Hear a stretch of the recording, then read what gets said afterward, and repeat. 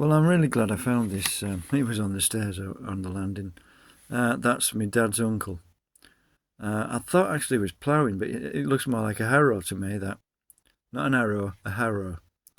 And yeah, I mean, it does have the look of my dad's cousin about him, and we don't know what my dad's cousin did in World War Two, but I've heard stories about him having to, if his jeep broke down behind German lines, he'd have to borrow a half track or a Panzer or a Tiger, and if the German wasn't very willing, he'd have to give him a free tonsillitis operation.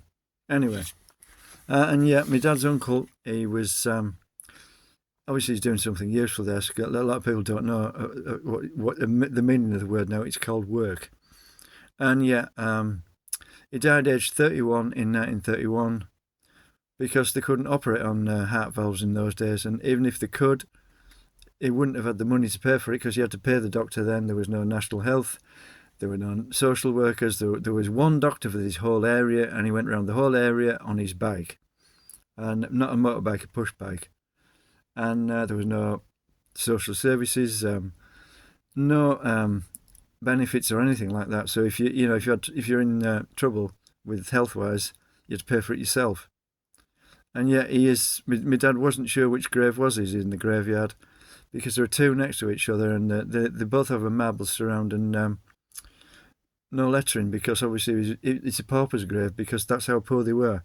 My dad used to get really annoyed when people talk about them, how poor they are because they spent all the benefits on a massive TV or whatever, or beer or whatever. Well, Dad couldn't afford to do things like that because there were no benefits and no social workers or anything like that. My mum was born in, no, what was it, 1923. My dad was 4 or 5 years younger than my mother actually, and it was the same for my mother. There was no midwife present. There wouldn't be anybody present. My nana would have to look after the whole thing herself because she was about 2 miles out of town and up a steep hill, and there was nobody available. There wouldn't be in 23. And my other uncle, well, my mother's brother, yeah, he gave his life for you. Like yeah, and of course you've nicked his war medal, haven't you? Yeah, that's nice of you. Yeah, he gave his life for you, and that's what he got that medal for. And that's how you disrespect him. I'm pretty fed up with it all because obviously, I mean, I'm not poor now because I don't have to ride my mother's old bike, and get into debt. No, I didn't.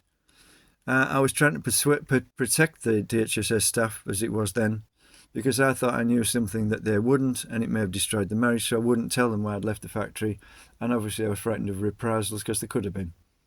So I got £15 a week. That was all I was entitled to.